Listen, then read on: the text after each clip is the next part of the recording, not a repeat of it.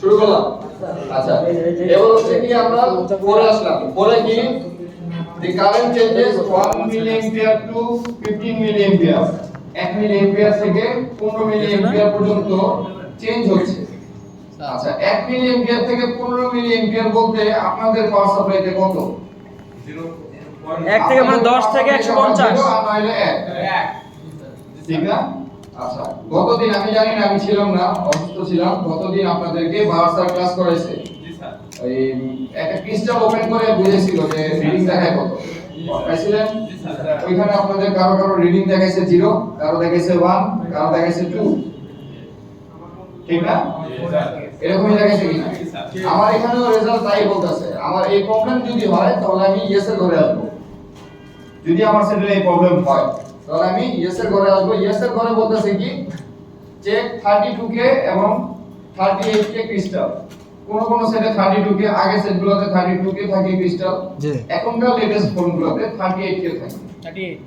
38.4 ঠিক আছে? তো আমার 38 কে ক্রিস্টাল অথবা 26 মেগাহার্টজ যেটা আরএফআইসি পাশে থাকে। আপনাদেরকে আরএফআইসি পাশে যে ক্রিস্টাল সেটা ওপেন করে দেখাইছিল সেট হয়ে গেছে। তো আমি কি ওদিন ক্লাসে ছিলাম? ছিলাম না। আমার এই ম্যানুয়াল কি বাহার স্যার দেখছে? দেখে নাই। তো বাহার স্যারের যে রিডিং আমার রিডিং কি ম্যাচ করছে?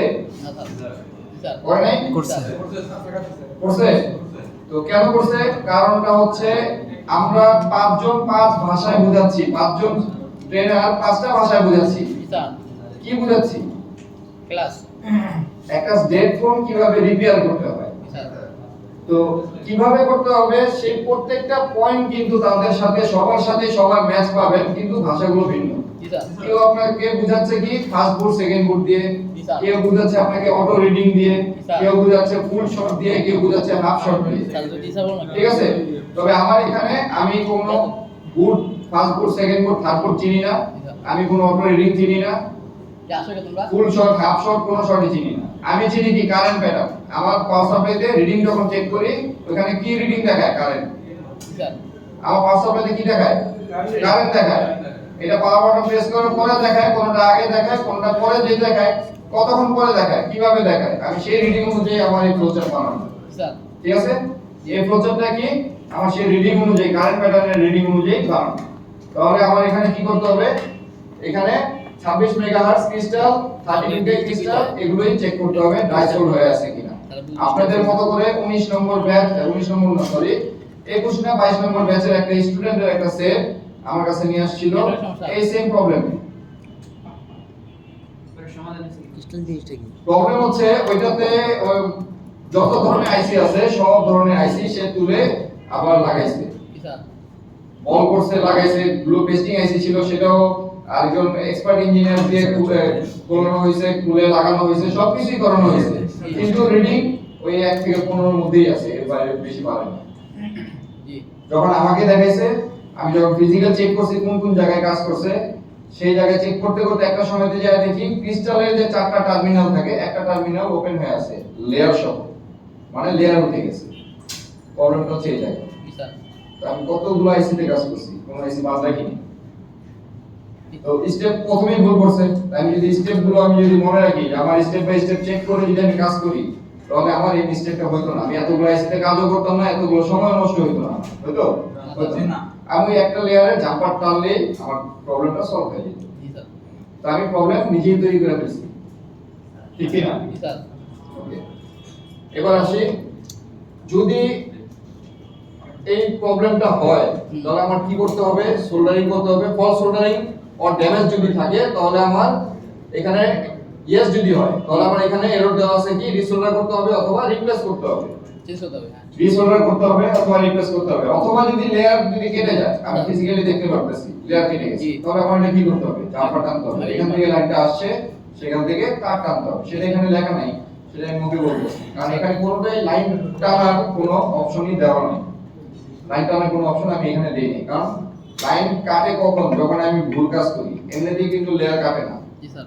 স্যার অসিলেটর আমার ভুল কারণের কারণে। আচ্ছা, অসিলেটর অসিলোস্কোপ ছাড়া আপনি চেক করতে পারবেন না। এটা কই এটা এক নাম্বার কথা। এটা নাকি নাই এটা আমি বলতেছি, এটা এক নাম্বার কথা। দ্বিতীয় কথা হচ্ছে আমার 20 বছরের ক্যারিয়ারে আমি আজ পর্যন্ত অসিলোস্কোপ দিয়ে কোনো কিছুই চেক করি নাই। আমি কি রিপেয়ার করতে পারি নাই? জি স্যার করতে পারছি তো। আমার কি কি চেক করার প্রয়োজন? অসিলেটরের মধ্যে আমার একটা ভোল্টেজ যাবে। কত ভোল্টেজ যাবে? 1.8 1.8 যাবে। জি স্যার সেই ভোল্টেজটা পাওয়ার এসি দিচ্ছে কিনা জি সেটা আমি মাপলে, যদি পাওয়ার এসি দিচ্ছে তারপর আমার ফ্রিকোয়েন্সি জেনারেট করতেছে না জি। বা অসিলেট করতেছে না, তাহলে আমি কি করব? অসিলেটর খারাপ, জি স্যার আমি অসিলেটরটা চেঞ্জ করি। যদি ভোল্টেজ আসে তাহলে তো নিশ্চয়ই কাজ করার কথা, কাজ যেহেতু করতেছে না তাহলে খারাপ। জি স্যার সেটা হলো সহজ টেকনিক, আমি এই টেকনিকই অ্যাপ্লাই করতেছি। এই পর্যন্ত আমার প্রয়োজন পড়ে না অসিলোস্কোপে। ঠিক আছে, তারপরে যদি মনে করেন যে আপনার প্রয়োজন, আপনি কিনে নিতে পারেন, কিনে নিয়ে কাজ করতে পারেন। জি স্যার ওকে, জি। অসিলোস্কোপ আপনাদের ভাষা বাপি স্যার বুঝাই দিবে, তবে আমার মনে হয় না প্রয়োজন পড়বে। যদি প্রয়োজন পড়ে, আপনারা যদি মনে করেন যে আপনাদের প্রয়োজন, তাহলে আইফোনের ক্লাসে আপনাদের বাপি স্যার বুঝাই দিবে অসিলোস্কোপ দিয়ে কিভাবে কাজ করতে হয়। ঠিক আছে, এখানে দেখার মতো তেমন কিছুই নাই, আমি যেটা নিজে দেখছি আসলে কিছু নেই। অসিলেটর দাম কম স্যার একটা ক্লাস সবচেয়ে কম মনে হয় 25,000 না কত জানো, বাংলাদেশ এর থেকে কমে আমি দেখি নাই, থাকতেও পারে জানি না। মেহেদি হাসান এই জন্য আমি বলছি যে আমার প্রয়োজন নেই, কারণ আসলে প্রয়োজন পড়ে নাই। অসিলেটরের দাম কত? অসিলেটরের দাম এই যে এই ক্রিস্টাল অসিলেটর, ক্রিস্টাল অসিলেটরের দাম আপনার 10 পয়সা হবে।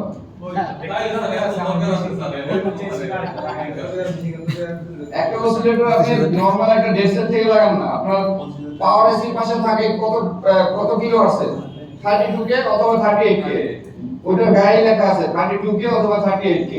যদি 38K লেখা থাকে তাহলে 38K অন্য একটা নষ্ট মাদারবোর্ড থেকে লাগাই দেন। জি দরকার আছে স্যার, এটা শুধু তো চেক এত চেক করে এত কিছু দরকার নেই, এত টাকা দিয়ে আমার খরচ করি। আমরা তো এটা দেখানোর জন্য প্রয়োজন যে আমার কাছে এতগুলো মেশিন আছে, জি স্যার। এছাড়া আর কোনো কাজের না। স্মার্ট টিভি বন্ধ করো ঠিক আছে, হুম এরপরের কাজটা কি? আমার অসিলেটর ঠিক আছে, ক্রিস্টাল অসিলেটর ঠিক আছে, আমি নেটও দেখতেছি ভোল্টেজ সাপ্লাই যাচ্ছে এবং চেঞ্জ করেও দেখলাম একটা, তারপরও সলভ হচ্ছে না, জি আমার রিডিং এটাই থাকতেছে, তাহলে আমি কি করব? ইন আউট ভোল্টেজ চেক করব। ইন আউট ভোল্টেজ নিশ্চয়ই কেউ আগে কাজ করছে, যার ফলে ইন আউট ভোল্টেজে কোনো একটা জায়গায় প্রবলেম হয়েছে। হুম কোন প্রবলেম হতে পারে? আমরা এর আগের ক্লাসে আমরা মিটার দিয়ে মেপে দেখছিলাম, ভিভেট লাইন ইন হইছে, বিবাসের লাইন ইন হইছে, বিপিএস তৈরি হইছে। আমরা এর আগে মিটার দিয়ে মেপে ক্লিয়ার করছিলাম গত ক্লাসে, আমি যেদিন ছিলাম আর কি বৃহস্পতিবারে, আমরা এই জিনিসটা তো ক্লিয়ার করেছি যে ভিভেটের লাইন ভোল্টেজ ঢুকছে চার্জিং আইসিতে, বিবাসের লাইনও ঢুকছে চার্জিং আইসিতে, আর বিপিএস তৈরি হয়ে চার্জিং আইসি থেকে বের হইছে। ঠিক না? এতটুকু পর্যন্ত আমরা মাপতে পারছিলাম। তো যেহেতু এতটুকু পর্যন্ত মাপতে পারছি, তাহলে আমার ওই জায়গাতে আমি এই প্রবলেমটা পাবো। কেন পাবো? কারণ এখানে বিপিএসটা তৈরি হচ্ছে না বলেই আমার এখানে রিডিংটা এমনই দেখাচ্ছে। বুঝতে পারছি? তখন আমি একটা ট্রাই করে দেখতে পারি, ওই যে আমি আপনাদের বলছিলাম ভিভেট থেকে ভিভেট থেকে ভিপিএইচ এর ভিভেটের ক্যাপাসিটর থেকে ভিপিএইচ এর কয়েলে একটা জাম্পার করে ডাইরেক্ট অন করে আমরা চেক করতে পারি। মানে ভিভেটটাকে ভিপিএইচ এর সাথে জাম্পার করে লাইন ডাইরেক্ট করে দিয়ে আমরা অন করে দেখতে পারি যে আসলে এটা অন হয় কিনা। বলছিলাম? বলছিলেন স্যার। ভুলে গেছি? না স্যার বলি নাই? জি স্যার বলছিলেন ওই যে একজন না বলতেছে, একজন না বলতেছে, আমি কার কথা শুনবো? ভুলে গেছে বলছিলেন স্যার ভুলে গেছি। স্যার ছিল আপনি যখন কাজ হ্যাঁ, আমি যখন কাজ করছিলাম তখন বাস চালু ছিল এবং আমি বলছিলাম এই ক্যাপাসিটর থেকে এটাকে ভিপিএইচ কয়েলে জাম্পার করে দিও, আমরা চেক করতে পারি চার্জিং আইসিটা ভালো আছে না খারাপ।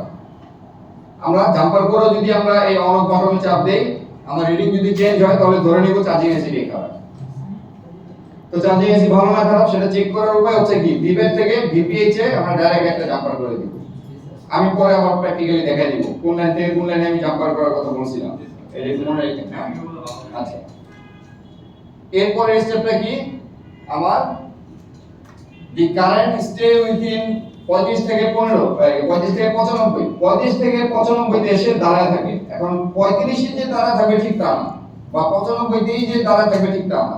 35 থেকে 95 এর মাঝে যে কোনো একটা রিডিং এ এসে দাঁড়ায় থাকতে পারে, 70 এ থাকতে পারে, 80 তে থাকতে পারে, এরকম অনেক জায়গাতেই দাঁড়ায় থাকতে পারে। হ্যাঁ, যেমন আপনারটা 120, ওকে, আপনারটা পর্যন্ত এখন আসি নাই, আসবো। তো এরকম একটা রিডিং এসে দাঁড়ায় থাকবে, ঠিক আছে? তো যদি দাঁড়ায় থাকে তাহলে আমরা কি করব? আমরা ডাইরেক্ট ইন আউট ভোল্টেজে যাব, তখন আর এই ক্রিস্টালে আমার যেতে হবে না, ঠিক আছে?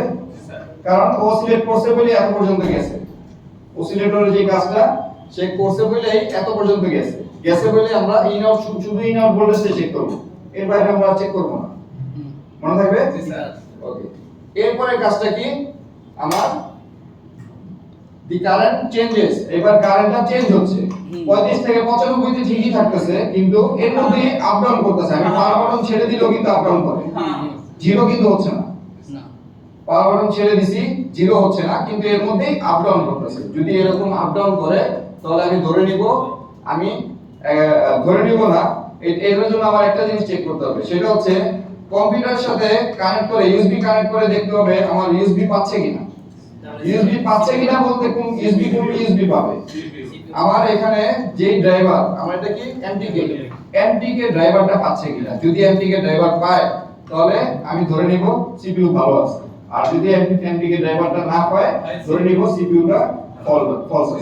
তাহলে আমার সিপিইউ কি করতে হবে? হয় চেক করতে হবে যদি পেস্টিং এসি না হয়, যদি পেস্টিং এসি হয় তাহলে খুলে রিভলভ করতে হবে অথবা চেঞ্জ করতে হবে। তবে বেশিরভাগ ক্ষেত্রে মানে 99% এর ক্ষেত্রে আপনার রিভলভ করলেই সলভ হবে, কখনো চেঞ্জ করতে হয় না। সিপিইউ সহজে ড্যামেজ হয় না, ড্যামেজ আমরা নিজেরা কাজ করতে গিয়ে করি, ঠিক আছে? ওভারহিটের কারণে করি, বা নিজের গাফলতির কারণে বলেন, বা নিজের হট এয়ার গান ভালো ইকুইপমেন্ট না থাকলে এই ধরনের ড্যামেজগুলো হয়, ঠিক আছে? সাধারণত সিপিইউ সহজে ড্যামেজ হয় না, এটা সবসময় মাথায় রাখবেন, ঠিক আছে? আর যদি সিপিইউ ফল থাকে কখনো ইউএসবি পাবে না, এটা আপনারা লিখে রাখেন না। কখনো যদি সিপিইউ ড্যামেজ থাকে আপনার ইউএসবি কখনো পাবেই না। একটু আগে আমরা একটা সেট চেক করছি, সেটা হচ্ছে মিডিয়াটেক না, কিন্তু কোয়ালকম পোকো X3 প্রয়োগ করছে। আমরা দেখে বলতেছিলাম, রিডিং দেখে বলতেছিলাম যে এটা র‍্যাম থেকে সমস্যা। সিপিইউ পাবে প্রমাণ দেখাই দিছি, ইউএসবি কানেক্ট করছি, কোয়ালকম ড্রাইভার পেয়ে গেছে। তার মানে আমার সিপিইউ পাচ্ছে, সিপিইউ ঠিক আছে। ওই ডবল পার্টের আইসি, সিপিইউর উপরে র‍্যাম থাকে, তো র‍্যাম আর সিপিইউর মাঝে যে বলগুলো, সেই বলগুলো ডিসকানেক্ট হয়ে গেছে, যার ফলে ওর রিসেটটা রান হচ্ছে না, ঠিক আছে? তো এটা 150 এসে দাঁড়ায় আছে। 150 এসে দাঁড়ায় থাকলে আমরা সাধারণত ডবল পার্টের আইসি হইলে বলি র‍্যামের সমস্যা, আর যদি সিঙ্গেল পার্টের আইসি হয় তাহলে আমরা বলি হচ্ছে ইএমএমসি সমস্যা। কারণ ওই র‍্যামটা রমের সাথেই র‍্যামটা রমের সাথেই ইনবিল্ট করা আছে, ইনবিল্ট। ওকে। এরপরে হচ্ছে আমার কারেন্ট প্যাটার্ন 100 থেকে 120 এসে দাঁড়ায় থাকে। ওই আকুর যে প্রবলেম, 100 থেকে 120 আপনার যে সেটটা 100 থেকে 120 এসে দাঁড়ায় থাকে। 100 থেকে 120 এসে যদি দাঁড়ায় থাকে, এটার প্রবলেম হচ্ছে রম আইসি, ঠিক আছে? প্রথম প্রবলেমটা কি ছিল আমার?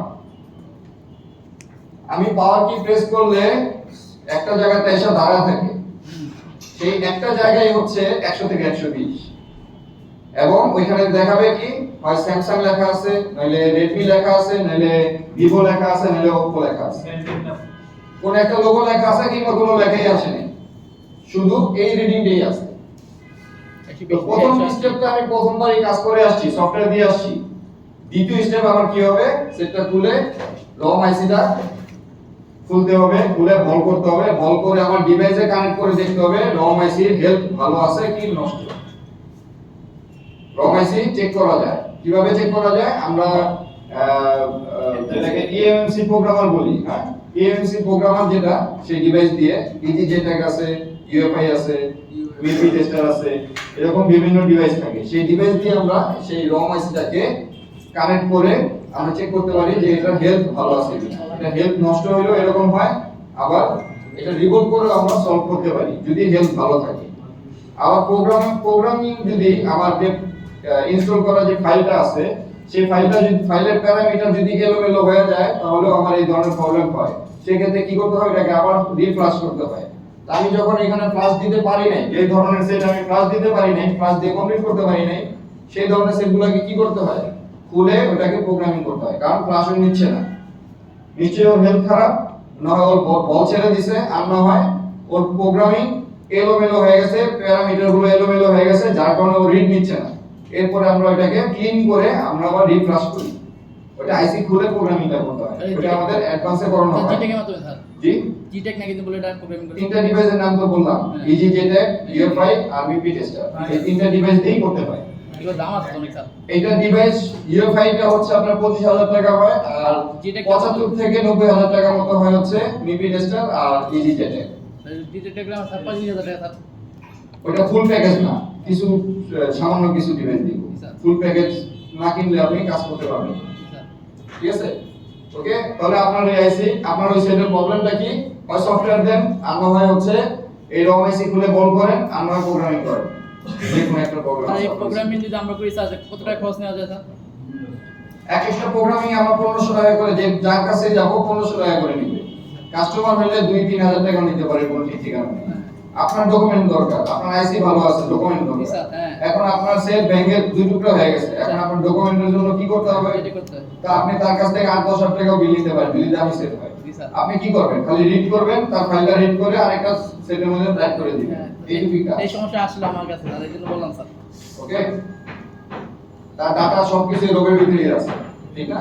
জি ওকে, এরপর হিসেবে আসি, there is heavy current when the power key is pressed. power key press করলে heavy current আছে। heavy current বলতে কি? একটা সেট অন করার জন্য 80, 90, 100, 150, 200 তে যেমন হয়, কিন্তু আমি পাওয়ার বাটন প্রেস করলে 500 তে যাচ্ছে, 600 তে যাচ্ছে, তাই না? তাহলে কি? তাহলে আপনাদের হাই বুটিং, লো বুটিং এগুলোর সাথে ম্যাচ করছে? জি তো হেভি কারেন্ট আছে। হেভি কারেন্ট হলে আমরা কি করি? প্রথম চেকটা হচ্ছে আমার কোথায় গরম হচ্ছে সেই জায়গাটা দেখব। এই গরমটা আমি কখন পাবো? আমি পাওয়ার বাটন প্রেস করে ধরে রাখলে ও তো হাই বুট নিয়েই থাকবে, ঠিক না? তখন আমি হাত দিয়ে বোর্ডে দেখব কোন সেকশনটা গরম হচ্ছে। যে সেকশনটা গরম হচ্ছে ওই সেকশনটাতে আমি নজল থেরাপি অ্যাপ্লাই করতে পারি। আর সাধারণত যে সেকশনটাই গরম হবে ওইখানে দেখবেন কোন একটা এলডিও লাইনই শর্ট হয়ে আছে। এখানেও তাই বলা আছে, আপনি এলডিও লাইনগুলো চেক করেন। কারণ এটা কি সেকেন্ডারি। আমি ওই দিনের বৃহস্পতিবার আপনাদের যে বুটিং এর ক্লাসগুলো মানে ভোল্টেজের ক্লাসগুলো করেছিলাম, প্রাইমারি সেকশন আর সেকেন্ডারি সেকশন, তখন আমি বুঝিয়ে দিয়েছিলাম সেকেন্ডারি সেকশনে কি কি থাকে, বাক এলডিও থাকে। তো এটা কি বাক এলডিওর প্রবলেম। আপনি এলডিও হাই কারেন্ট আছে, বাক এলডিও গুলো চেক করেন, অটোমেটিক রেজাল্ট পেয়ে যাবেন। ঠিক আছে, এই লাইনগুলোই শর্ট হয়ে থাকবে। তো আমরা যদি পাওয়ার বাটন প্রেস করার পরে যদি হাই বুটিং আপনাদের যেটা বোঝানো হয়েছে high booting, power button press করার পরে যদি হেভি কারেন্ট খায় বা হাই বুটিং খায়, তাহলে আমার এই বাক এলডিও লাইনগুলোই চেক করলে আমি সমাধান অটোমেটিকই পেয়ে যাব। ঠিক আছে? ওকে, এবার আসি, there is any current before the power key is pressed. আমি পাওয়ার কি প্রেস করার আগে কারেন্ট আছে, এটাকে আমরা কি বলি? Short reading, auto reading। Auto reading বলি না? জি স্যার। এটাকে বলি আমরা অটো রিডিং। কিংবা যদি হেভি কারেন্ট হয়ে থাকে তাহলে অ্যাডভান্স শর্ট দেখায়, ফুল শর্ট দেখায়, ঠিক না? ভোল্টেজ কমে গেলে তো ফুল শর্ট। ফুল শট, হ্যাঁ ভোল্টেজ কখন কমে? আমার যখন পাওয়ার সাপ্লাই এম্পিয়ার লোড নিতে পারে না তখনই ভোল্টেজটা কমে যায়, স্যার। ঠিক না? জি। আমার পাওয়ার সাপ্লাই 3 এম্পিয়ার হলে আর আমার মাদারবোর্ডের শর্ট যদি 3 এম্পিয়ারের বেশি হয় তাহলে কি হবে? ভোল্টেজ কমে যাবে। জি স্যার। আমার পাওয়ার সাপ্লাই যদি 5 এম্পিয়ারের হয়, মাদারবোর্ড যদি 5 এম্পিয়ারের বেশি শর্ট থাকে তাহলেও ভোল্টেজ কমে যাবে। এরকম কিন্তু বাস্তবে হয়। আমি যে বলতেছি মুখে বলতেছি বা এরকম হয় না, এরকম না। আইফোনের ক্ষেত্রে, আইফোন যদি আপনারা কখনো রিপেয়ার করেন এরকম পাবেন। আমি আমার লাইফে এরকম অনেকগুলো পাইছি যেগুলো হচ্ছে আমি নরমাল 5 এম্পিয়ারের পাওয়ার সাপ্লাই দিয়ে সলভ করতে পারি নাই। আমার 8 এম্পিয়ারের পাওয়ার সাপ্লাই দিয়ে সলভ করতে হয়েছে, কারণ ওটা 7 এম্পিয়ার পর্যন্ত শর্ট ছিল। এত high shot 7 ampere, milli ampere না, অনেক। 7000 মিলি এম্পিয়ার। অনেক অনেক অনেক হ্যাঁ, হিউজ। তো 7000 মিলি এম্পিয়ার কিন্তু কম না। তো 7000 মিলি এম্পিয়ার কোথায় থাকতে পারে বলেন তো দেখি? 7000 মিলি এম্পিয়ার কোন লাইনটাতে থাকতে পারে? লাইট সেকশনে, স্যার পাওয়ার আইসি যে বাক করেন সিপিইউ তে, বাক কয়েলগুলোতে থাকে, কারণ বাক কয়েলের ভোল্টেজ কম থাকে, এম্পিয়ার হাই থাকে, তাই না? তো এই যখনই দেখবেন এরকম হাই কারেন্ট খাচ্ছে ধরে নেবেন বাক কয়েলগুলোতেই প্রবলেম হচ্ছে। এই শট দেখা যায় স্যার। আচ্ছা, এখানে কি বলা আছে? ভিভেট লাইন চেক করেন। বিসিস যেহেতু মিডিয়াটেক এই কারণে বিসিস লেখা আছে। যদি কলকম হতো তাহলে লেখা থাকতো কি? BPS pH. লেখা থাকতো না? জি স্যার। যা দোনো তো একই মিডিয়াটেক এখন ভাষা ভিন্ন, কোম্পানি আলাদা। জিনিস এক। কারণ মিডিয়াটেক হচ্ছে বিসিস নামে চিনে আর কলকম চিনে হচ্ছে জি বিপিএস। বিপিএস নামে, মানে কাজ দোনো সেম। একই জিনিস। আমরা চিনি ইলেকট্রনিক্স ভাষা, ঠিক না? হ্যাঁ। আমরা ইলেকট্রনিক্স ভাষাই কথা যেটাই বলি। হোক। জি তা আমাদের বিবে অথবা বিসি এই দুইটা লাইন চেক করব, অথবা পিএমইউ এন্ড সিপিইউ যেটা কমন। এরপরে আমার স্টেপ তো আর কিছু নাই। সিপিইউর পরে আর কোনো আইসি আছে না একে কন্ট্রোল করার মতো বা সাপ্লাই দেওয়ার মতো? স্যার পাওয়ার সেকশন, এরপরে সিপিইউ, এরপরে আর কোনো কিছুই নাই। নাই স্যার এই হচ্ছে টোটাল একটা ফ্লোচার্ট। আমার কাছে যত ধরনের প্রশ্ন আছে সবগুলোর অ্যানসার এখানে দেওয়া আছে প্রশ্ন সহকারে। এর বাইরে আপনাদের কারো কোনো সেট আছে যে রিডিং দেখাচ্ছে এর বাইরে মিডিয়াটেক প্রসেসরের? যদি থাকে তাহলে অবশ্যই আমাকে বলবেন, আমি সেটা এখানে আপডেট করব। আপডেট করার পরে আবার আপনাদের গ্রুপে আপলোড করে দেব। স্যার এটা হচ্ছে আমার এই 20 বছরের ক্যারিয়ারের একটা চার্ট। স্যার মাশাআল্লাহ অনেক সুন্দর হয়েছে স্যার জিনিসটা। যতদিন এই মিডিয়াটেকের কাজ করছি ততদিন যত ধরনের ডিফারেন্সগুলো পাইছি সেই ডিফারেন্সগুলো আমি এখানে ইনপুট দিছি। যদি এমন একটা প্রসেসর সামনে বের হয় যে প্রসেসরের রিডিং এর সাথে ম্যাচ করতেছে না, অন্য একটা রিডিং আসছে, সেই রিডিংটা আমি এখানে ইনপুট অবশ্যই দিব, দিয়ে আপনাদের কাছে আবার আপলোড করব আপনাদের গ্রুপে। আপনারা এখান থেকে কোর্স শেষ করে যেখানেই যান, যে জায়গাতেই কাজ করেন, আপনারা এই গ্রুপের সাথে সবসময় টাচে থাকবেন। কেন থাকবেন? এই ধরনের যে প্রচারগুলো আছে সেগুলো আমরা এখানে সবসময় আপলোড করব। ঠিক আছে? এটা আমি আপনাদের দিছি মিডিয়াটেকের কল কমেন্টটা আপনাদের আপলোড করে দিব। কল কমেন্টটা আপনারা এখানে বুঝিয়ে দেওয়ার তো কিছু নেই, আছে কি? নাই। তবে কল কমেন্টটা আপনারা লিখে নিতে পারেন একটা জিনিস, সেটা হচ্ছে ফ্লোচার্টের বাইরে একটা এক্সট্রা একটা নলেজ দিচ্ছি যেটা আপনাদের কাজে দিবে। একটু যদি কাগজ কলম বের করেন, কেউ বের করে লিখে নিতে পারেন, কেউ ভিডিও করে রাখতে চাইলে রাখতে পারেন। তবে আমি আপনাদের 2 মিনিট সময় দিলাম, কাগজ কলম বের করলে করেন বা ভিডিও করার করতে হলে করেন। আমি যে কথাগুলো বলবো কলকম নিয়ে সেটা আপনি কোনো ফ্লো চার্টে পাবেন না, আমি যে ফ্লো চার্ট দিব সেখানেও পাবেন না। এটা হচ্ছে লাইভ এক্সপেরিয়েন্স থেকে আমি একটা রিডিং আপনাদের শেয়ার করব। সেই রিডিংটা আপনাদের রিপেয়ারের ক্ষেত্রে কাজে দিবে এবং ওই সেই টেকনিক অনুযায়ী কিন্তু আমি নিজেও রিপেয়ার করি। আচ্ছা, একটা কোয়ালকম চিপসেটের ক্ষেত্রে আমি সিপিইউ এবং ইএমএমসি খুলে যদি কাজ করি, কারণ ইএমএমসি খোলা আছে, সিপিইউ খোলা আছে, আমার পাওয়ার সাপ্লাই রিডিং দেখাবে 1 মিলি অ্যাম্পিয়ার থেকে 8 মিলি অ্যাম্পিয়ার পর্যন্ত। পাওয়ার বাটন প্রেস করলে 1 মিলি অ্যাম্পিয়ার থেকে 8 মিলি অ্যাম্পিয়ার পর্যন্ত আমার রিডিং শো করবে। সিপিইউ এবং ইএমএমসি এই দুইটা আইসি খোলা অবস্থায়, হ্যাঁ, সিপিইউ এবং ইএমএমসি এই দুইটা আইসি খোলা অবস্থায় আমি যদি পাওয়ার বাটন প্রেস করি কোয়ালকম চিপসেটের ক্ষেত্রে, তাহলে আমার রিডিং দেখাবে 1 থেকে 8 পর্যন্ত,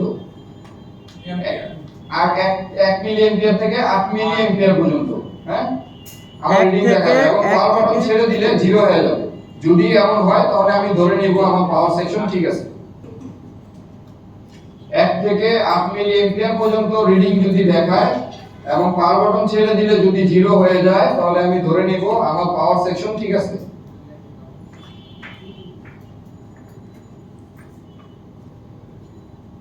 দেখা শেষ?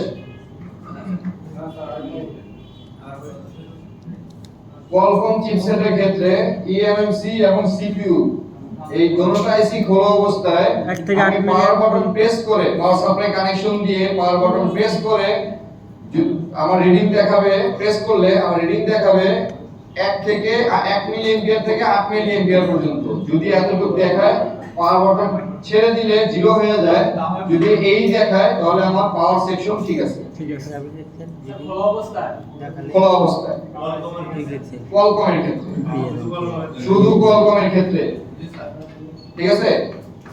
ওকে, এবার আসি, আমি এখন শুধু সিপিইউ ইনস্টল করব, সিপিইউটাকে লাগাবো। সিপিইউ লাগানোর পরে আমার রিডিং আসবে 80 থেকে 270 পর্যন্ত। এর মাঝে যে কোনো একটা রিডিং এসে যদি দাঁড়ায় থাকে তাহলে ধরে নিব সিপিইউ ঠিক আছে। 80 থেকে 270 সিপিইউ লাগানোর পরে আমার ইএমএমসি কিন্তু খোলা আছে, শুধু সিপিইউ লাগাচ্ছি। সিপিইউ লাগানোর পরে 80 থেকে 270 এই রিডিং এ যদি এসে দাঁড়ায় থাকে তাহলে আমি ধরে নিব আমার সিপিইউ ঠিক আছে। এটাকে পাওয়ার বাটন চেপে আগে দেখেন প্রশ্ন অ্যানসার পরে আমি পাওয়ার বাটন ছেড়ে দিলেও দাঁড়ায় থাকবে, যে কোনো একটা সংখ্যা এসে দাঁড়ায় থাকবে। পাওয়ার বাটন প্রেস করার পরে 80 থেকে 270 রিডিং এসে আমি পাওয়ার বাটন ছেড়ে দিলে যে কোনো একটা সংখ্যা এসে দাঁড়ায় থাকবে, এর মাঝে যে কোনো একটা সংখ্যায় দাঁড়ায় থাকবে। যদি দাঁড়ায় থাকে তাহলে আমি ধরে নিব আমার সিপিইউ ঠিক আছে। আমার পাওয়ার সেকশন তো প্রথমেই ঠিক আছে, এখন ধরে নিব সিপিইউ সেকশনটাও ঠিক আছে। লেখা হয়েছে? জি স্যার। এখন সিপিইউ সেকশন ঠিক আছে কিনা আরেকটু কনফার্ম হওয়ার জন্য আমি কি করব, কম্পিউটারের সাথে ইউএসবি কানেকশন দিব। কানেকশন দিলে যদি আমার কোয়ালকম পোর্ট পায় দেখায়, তাহলে আমার ধরে নিব 100% ঠিক আছে সিপিইউ। কোয়ালকম যদি পায় তাহলে আমি এটাও ধরে নিব আমার 100% সিপিইউ ঠিক আছে।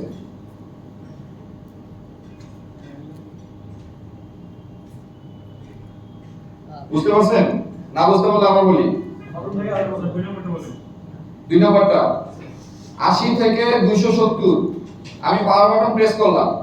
প্রথমটা হচ্ছে আমার পাওয়ার আইসি লাগানো অবস্থায় সিপিইউ খোলা এবং ইএমএমসি খোলা। এই অবস্থায় আমি পাওয়ার বাটন প্রেস যদি করি আমার 1 থেকে 8 মিলি অ্যাম্পিয়ার পর্যন্ত দেখাবে। পাওয়ার বাটন ছেড়ে দিলে 0 হয়ে যাবে। তাহলে আমি ধরে নিচ্ছি আমার পাওয়ার সেকশন ঠিক আছে। মেইন কথা হচ্ছে আমার পাওয়ার সেকশন তখনই ঠিক থাকে 1 হলেও রিডিং দেখাইতে হবে। তাহলে আমি ধরে নিব পাওয়ার সেকশন আমার ঠিক আছে কোয়ালকমের ক্ষেত্রে। হ্যাঁ, আর যদি আমি সিপিইউ লাগাই, এরপরে সিপিইউ যদি লাগাই আমার এএমসি খোলা আছে, সিপিইউ যদি আমি লাগাই, সিপিইউ লাগানোর পরে আমার কি হবে 80 থেকে 270 এর মাঝে যে কোনো একটা জায়গায় দাঁড়িয়ে থাকে। আমি পাওয়ার বাটন ছেড়ে দেওয়ার পরে যদি এমন রিডিং হয় তাহলে আমি ধরে নিব আমার সিপিইউ ঠিক আছে। আরেকটু কনফার্ম হওয়ার জন্য আমি কি করব, কম্পিউটারের সাথে ইউএসবি কানেকশন দিয়ে দেখব যে আমার সিপিইউ কোয়ালকম ড্রাইভার পাচ্ছে কিনা। যদি ড্রাইভার পায় তাহলে আমি কনফার্ম যে আমার সিপিইউ 100% ওকে আছে। এরপর হচ্ছে আমার ইএমএমসি বা ডবল ডেকার আইসি হইলে র‍্যাম বসাইতে হবে। ঠিক আছে, এটা নোট করব স্যার? আবার একটু বলেন। আবার একটু বলেন। এরপর হচ্ছে আমার ইএমসি কিংবা র‍্যাম যদি ডবল ডেকার আইসি যদি হয় তাহলে আমার র‍্যামটাকে বসাইতে হবে। ওকে, আর সিঙ্গেল পার্টে আইসি হলে আমি ইএমসি টাকে বসাবো। বসালে এটা রান হয়ে যাওয়ার কথা। যদি রান না হয় তাহলে ইএমসি ড্যামেজ। ডবল পার্ট আইসি হলে র‍্যাম, হ্যাঁ, সিঙ্গেল হলে ইএমসি। ওকে, এতটুকু পর্যন্ত ক্লিয়ার? যদি লেখা শেষ হয় তাহলে এরপরে লেখা শেষ হওয়ার পর আমার দুইটা প্রশ্ন আছে। সেই দুইটা প্রশ্নের উত্তর দিলে আপনারা পেয়ে যাবেন আসলে কোয়ালকম চিপসেটের ক্ষেত্রে কোন রিডিং আমি কোথায় কাজ করব। আমার রিডিং যদি ধরেন আমি পাওয়ার বাটন প্রেস করলাম, আমার রিডিং একও দেখায় না, আমি কোথায় কাজ করব? পাওয়ার আইসি তে কাজ করব, কারণ পাওয়ার সেকশনই ঠিক নেই আমার। তখন আমি কোথায় কাজ করব? পাওয়ার আইসি তে কেন কাজ করব? আগে তো আমার রিডিং চেক করতে হবে, ভোল্টেজ চেক করতে হবে, ইন আউট ভোল্টেজ চেক করতে হবে। চেক করে আমার সেই সেকশনটা ঠিক করতে হবে, পাওয়ার সেকশনটা ঠিক করতে হবে, কারণ এক হইলেও রিডিং আমার দেখাইতে হবে। আমি সিপিইউ ইএমসি ভালো না খারাপ সেটা পরে চিন্তা, আমার আগে পাওয়ার সেকশন আমার এক হইলেও রিডিং দেখাইতে হবে। আচ্ছা, এবার আমি বলি ধরেন আপনার সেল 170 এ এসে দাঁড়ায় আছে, প্রবলেম কোথায়?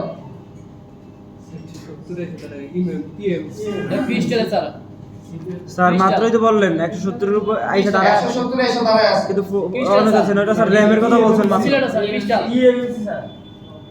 ইএমসি অথবা র‍্যাম বা রম যে কোনো একটা হইতে পারে। হ্যাঁ, আমার কনফার্ম হওয়ার জন্য কি করতে হবে, মানে সিপিইউ সেকশন ঠিক আছে, এটা কনফার্ম হইছে, এটা কনফার্ম। সিপিইউ ঠিক আছে, কারণটাকে ধরে রাখতে পারতেছি, এটা তো কনফার্ম হইছে। কারণটা কি 80 থেকে 270 এর মাঝে যদি দাঁড়ায় থাকে তার মানে আমার সিপিইউ ঠিক আছে। তো 170 এর সাথে দাঁড়ায় আছে, এটা তো এর মধ্যেই আছে, তো আমার সিপিইউ সেকশন ঠিক আছে। আরেকটু কনফার্ম হওয়ার জন্য আমি ইউএসবি কেবল কানেক্ট করে আমার ড্রাইভার পাচ্ছে কিনা সেটা চেক করব। কোয়ালকম যদি আমার জিনিস ঠিক আছে, কোয়ালকম ড্রাইভার, তাহলে আমি 100% শিওর আমার সিপিইউ সেকশন ঠিক আছে। এখন আমার যদি সিঙ্গেল পার্ট হয় ইএমসি তে কাজ করব, ডবল পার্ট হলে র‍্যামের মধ্যে কাজ করব, তখন আর ইএমসি এর মধ্যে কাজ করব না। স্যার যদি ওকে না হয় তখন তারপর পদক্ষেপ? ওকে না হলে আপনার র‍্যাম খারাপ, আনলে ইএমসি খারাপ, মানে total dead. Sir double decker হলে র‍্যামের কাজ, ডাবল ডেকার হলে র‍্যামের কাজ, সিঙ্গেল পার্ট হলে ইএমসি কাজ, কারণ র‍্যাম তো ইএমসি এর মধ্যেই, রমের মধ্যেই। 170 মূলত র‍্যামের প্রবলেম। র‍্যাম স্যার এই জিনিসটা আমরা গোলায় ফেলাই। আসলে র‍্যাম ইএমএমসি, ইউএফএস স্টোরেজ এগুলো জিনিসগুলো গোলায় ফেলাই। গোলা ফলানোর কিছু নাই, মূলত আপনি সহজ ভাষায় বুঝেন র‍্যাম আর রম। ইএমসি ইউএফএস এত কিছু বোঝার দরকার নেই, আমি জানি র‍্যাম আর রম। এখন র‍্যাম রম একসাথে থাকলে আমরা ইএমসিপি বলি, আর না হয় র‍্যাম আলাদা রম আলাদা হইলে আমরা সেক্ষেত্রে কি বলি, রম আইসি র‍্যাম আইসি বলি। আচ্ছা, দুটো একসাথে থাকলে ইএমএমসি, ইএমসিপি দুটো একসাথে থাকে। স্যার সিঙ্গেল ডায়াগ্রামের ক্ষেত্রে তো দুটো একসাথে থাকে। সিঙ্গেল ডায়াগ্রাম দুটো একসাথে থাকে, হ্যাঁ রাইট, দুটো একসাথে থাকে। তখন আমরা র‍্যাম বলবো র‍্যাম। ওকে, আবার কিছু কিছু সিপিইউ মানে পুরাতন আগের কিছু সিপিইউ আছে যেগুলো হচ্ছে র‍্যাম সিপিইউর সাথেই থাকে, তো ওগুলো ওগুলোতে আমরা না যাই, কারণ আগের যুগ তো আগে স্যামসাং এ এখন যেগুলো দেখতেছেন আসবে না, ঠিক না? জি স্যার। তো আমরা এখনকার সেটগুলো যদি বলি, আপনার র‍্যাম আর রম আলাদাই হয়, বেশিরভাগ ক্ষেত্রে দামি সেটগুলোতে আলাদা হয়, আর কম দামি সেটগুলোতে লো রেঞ্জের সেটগুলো সেগুলো একসাথেই হয়। তাই সিপিইউ রম এবং র‍্যাম একসাথে হয় একটা ইএমসি এর মধ্যে, ঠিক আছে? ওকে, সেই ক্ষেত্রে আমরা ইএমসি টাকে দায়ী করতে পারি। এই কোয়ালকম চিপসেটের ক্ষেত্রে মনে থাকবে। এখন আমি যে রিডিং গুলো বললাম, এই রিডিং অনুযায়ী যদি আপনাকে একটা বোর্ড থেকে আরেকটা বোর্ডে যদি আইসি সোয়াপ করতে বলি, আপনারা কি করবেন? প্রথম পাওয়ার সেকশন আমার চেক করতে হবে, পাওয়ার সেকশন পাওয়ার আইসি গুলো একটা বোর্ড থেকে আরেকটা বোর্ডে সোয়াপ করবেন। কাস্টমার একটা মাদারবোর্ড দুই টুকরা করে নিয়ে আসছে আপনার কাছে, কি করবেন? একটা নষ্ট বোর্ডের মধ্যে কাস্টমারের আইসি গুলো ট্রান্সফার করবেন, ঠিক আছে? ট্রান্সফার করার জন্য আমরা কি কি রিডিং চেক করতে হবে কোয়ালকমের ক্ষেত্রে? প্রথম আমার পাওয়ার সেকশন ঠিক আছে কিনা, পাওয়ার সেকশনে 1 থেকে 8 পর্যন্ত রিডিং দেখায় কিনা, যদি দেখায় তাহলে আমার পাওয়ার সেকশন ঠিক আছে। জি এবার আমি আগে কি লাগাবো? সিপিইউ। জি সিপিইউ লাগানোর পরে আমি 80 থেকে 270 এর মধ্যে কোন জায়গায় এসে দাঁড়ায় আছে কিনা, যদি দাঁড়া থাকে তাহলে ঠিক আছে, সিপিইউ লাগানো ঠিক আছে। কনফার্ম হওয়ার জন্য আমি ইউএসবি কানেক্ট করব, আমার কোয়ালকম ড্রাইভার পাচ্ছে কিনা, যদি ড্রাইভারও পায় তার মানে আমার সিপিইউ 100% ঠিক আছে। এখন কি করব? আমি কাস্টমারের সেই রম আইসি বা র‍্যাম আইসি বা যেটাই হোক, দুটো একসাথে হোক বা আলাদা হোক, তখন আমি বাকিগুলো ইনস্টল করব, অটোমেটিক সেট অন হয়ে যাবে। যদি না হয় তাহলে রম আইসি আমার তো ডিভাইস আছে, আমার কাছে না থাকুক, আমি যে মার্কেটে কাজ করতেছি আশেপাশে অনেক দোকানদারের কাছে আছে, আমি তার কাছ থেকে হেল্প নিব, তার ডিভাইসে কানেক্ট করে চেক করে দেখব আমার ইএমএমসি ঠিক আছে কিনা, ঠিক আছে? আমি সাধারণত আমার নিজের ডিভাইস ছিল না, আমি সাধারণত কি করছি, যার ডিভাইস আছে তার সাথে একটা ভালো সম্পর্ক তৈরি করে নিয়েছি। কিভাবে? তাকে নাস্তা করা হোক, চা খাওয়া হোক, লাঞ্চ করা হোক, যেভাবে হোক আমি তার সাথে একটা সম্পর্ক তৈরি করে নিয়েছি। কি কারণে তৈরি করছি? কারণ আমার এই সাপোর্টটা আছে, আমি তার কাছ থেকে সেই সাপোর্টটা নেওয়ার জন্য তৈরি করে নিয়েছি, ঠিক আছে? কারণ কি, আমি এই ডিভাইস কিনবো না, কেনার আমার ক্ষমতা আছে কিন্তু আমি কিনবো না। কেন কিনবো না? আমার এই কাজটা আসে 2-3টা কাজ, এই 2-3টা কাজের জন্য আমি এটা কিনবো না। কিন্তু যখন দেখছি আমার কাছে হিউজ পরিমাণ কাজ আসা শুরু হয়েছে, তখন কিন্তু আমি কিনে নিচ্ছি।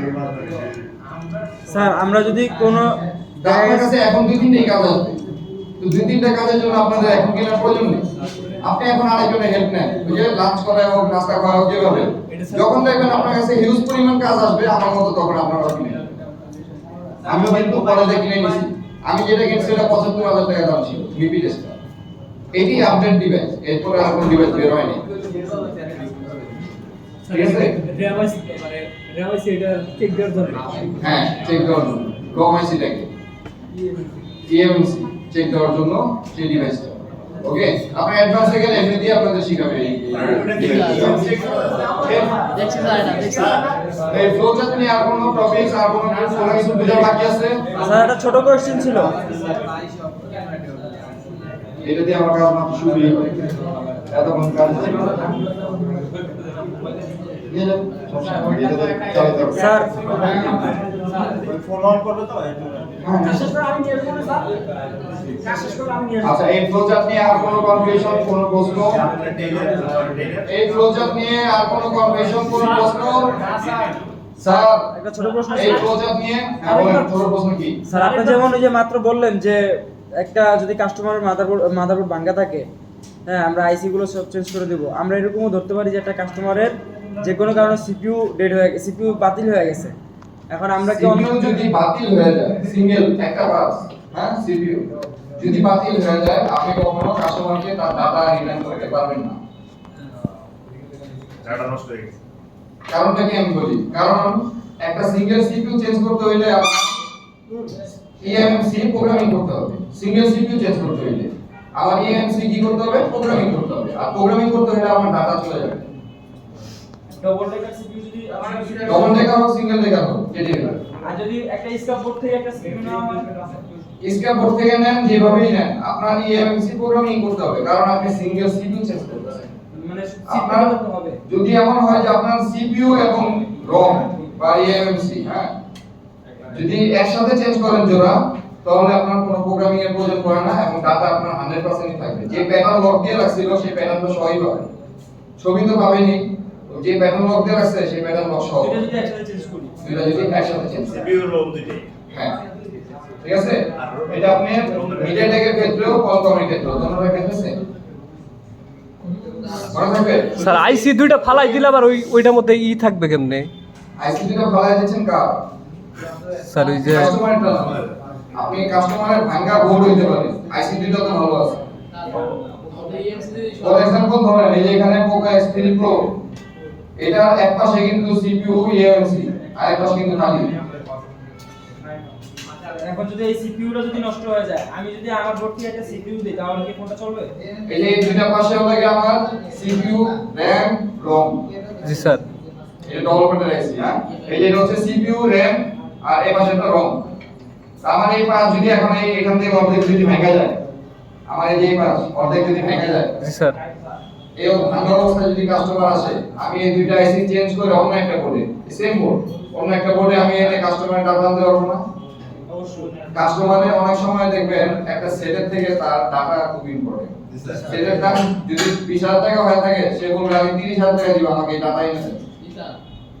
Right sir. ডাটাটা খুব ইম্পর্টেন্ট। তার মানে এই দুইটা স্যার চেঞ্জ করে আরেক বোর্ডে দিলেই শেষ। ব্যাংকিং এর কোনো ইস্যু থাকে, হ্যাঁ ব্যাংকিং বা কোনো ডকুমেন্টের কোনো ইস্যু থাকে, যে আমার এই ডকুমেন্ট ছাড়া আমি একটা মামলা জিততে পারবো না, কোনো একটা মামলার মধ্যে জড়ায় আছে, এই ধরনের কোনো ইস্যু থাকলে কিন্তু এমনই হবে, বাস্তবেই হবে।